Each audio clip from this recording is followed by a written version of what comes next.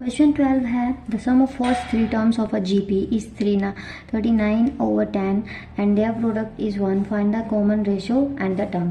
Some of first three terms. ठीक है, तो जब हम एपी में थ्री टर्म्स लेते थे तो वो क्या क्या लेते थे?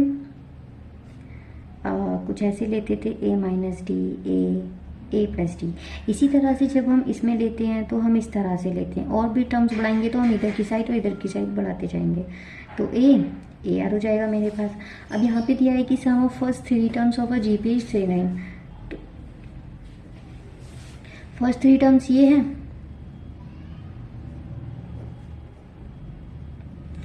सम of first three terms is 39/10. और ये क्या है मेरे पास? A by r plus a r is 39/10. Question 1 and the product is 1. Product क्या हो जाएगा मेरे पास? A upon r into a r is 1. तो यहाँ से r cancel, a cube is 1 and a is 1. तो ए की वैल्यू हम इक्वेशन 1 में पुट कर देती हूँ फ्रॉम 1. तो 1/r plus 1 plus are is 39/10 हो गया मेरे पास. क्रॉस मल्टीप्लाइकेशन करूँगी मैं. 10 सॉरी पहले मैं इसको एलसीएम ले लेती हूँ. तो ये आ जाएगा 1 plus r square over r equal to 39/10. यहाँ पे अब मैं करूँगी क्रॉस मल्टीप्लाइकेशन. तो ये हो जाएगा 10 plus 10r plus 10r square equal to 39r. इसको भी मैं इधर ले जाती हूँ 39 को LHS में. तो ये हो जाएगा minus 29r and plus 10 equal to 0. अब ये क्वाड्रेटिक इक्वेशन है जिसको हमें सॉल्व करना है. सो 10r स्क्वायर मल्टीप्लाई करके 100 आना चाहिए और प्लस माइनस करके 29 आना चाहिए. तो 25 माइनस 4r 25 इंटू 4 अपन 100 होता है. 25 माइनस 4 29 होता है. ठीक है, तो यहाँ से मेरे पास मैं इसको 5r कॉमन लूँगी. 2r minus 5 minus 2r minus 5. यहाँ से आ जाएगा मेरे पास 2r माइनस 5 एंड यहाँ पे आ जाएगा 5r माइनस 2 इक्वल टू 0. यहाँ से आ गया 5/2 एंड 2/5. r की मेरे पास दो वैल्यू आ गई. If r is equal to 5/2 and a is equal to मेरे पास a इज इक्वल टू 1 ही तो आया था. तो फर्स्ट थ्री टर्म्स क्या होंगे? फर्स्ट थ्री टर्म्स आर क्या था? ए बाई आर. तो 1/5/2 1. तो 1 इंटू 5/2 विच इज़ 2/5 1 5/2. ठीक है, if r is equal to 2/5 and a is equal to 1 then first three terms are a upon r 1 and a r थे मेरे पास. तो ये हो जाएगा 5/2 1 एंड 2/5. देखो यही सेम ही तो तीनों को हम चाहें और कुछ भी ले लें, जो टर्म्स हैं वो सेम ही आ रहे हैं. क्वेश्चन नंबर 13 है how many terms of GP 3 square 3 cube are needed to give in the sum 120. So यहाँ पे हो जाएगा हमें इसका नंबर ऑफ टर्म्स बताने हैं. ठीक है, नीडेड टू कितने टर्म्स होंगे जिनको सम करने पर 120 आए. तो मेरे पास गिवन क्या है?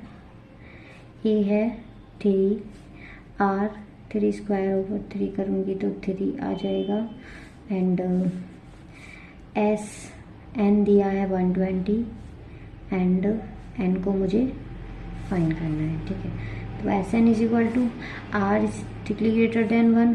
तो कौन सा वाला लगेगा? R N minus 1 upon R minus 1. Uh sorry, तो एस एन हो जाएगा मेरे पास ए है 3 to the power n minus 1 upon 3 minus 1. S N दिया है 120 तो 3 to the power n minus 1 upon 2. इसको इधर मल्टीप्लाई करूँगी तो ये हो जाएगा 240/3 is equal to 3n-1 and 3n is equal to 80+1 and 3n is equal to 81। अब 3 की पावर कौन सी होती है जो 81 होती है? I think 4। So base same है तो हमारे पास पावर कंपेयर करते हैं, n is equal to 4। Next है क्वेश्चन नंबर 14। क्वेश्चन है the sum of first 3 terms of a GP is 16 and the sum of the next 3 terms, जैसे कि 1 2 3, ये फर्स्ट 3 हो गए, इसके नेक्स्ट क्या होंगे 4 5 6, 3 terms is 128। Determine the first term, the common ratio and the sum of n terms of the GP. ठीक है, first term and common ratio and sum हमें फाइंड करना है। तो यहाँ पर मुझे क्या करना है, sum of first 3 terms of GP is 168। तो गिवन है a1 plus a2 plus a3 is 16, इसका सम s3 इज 16। ठीक है, और ये क्या हो जाएगा a r³ - 1 upon r-1 is 16। ये हो गई equation first. And now in 3 terms का क्या है सम 128। अब मुझे फाइंड करना है कि टोटल का टोटल का सम मुझे अगर फाइंड करना है तो मैं क्या करूँगी कि टोटल का तो ऐसा कुछ नहीं है कि मैं इसको ऐड कर दूँ। S6 अगर मैं S3 कर देती हूँ तो मुझे इन 3 का पता चल जाएगा। ठीक है, चलो करते हैं। S6 तो हमें नहीं पता क्या होता है, बट इसका जो दिया है इन 3 टर्म्स का जो दिया है वो 128। x6 में से जब टोटल में से मैं इन तीनों को माइनस कर दूंगी तो केवल यही 3 का तो सम बचेगा, वही 128 आ गया।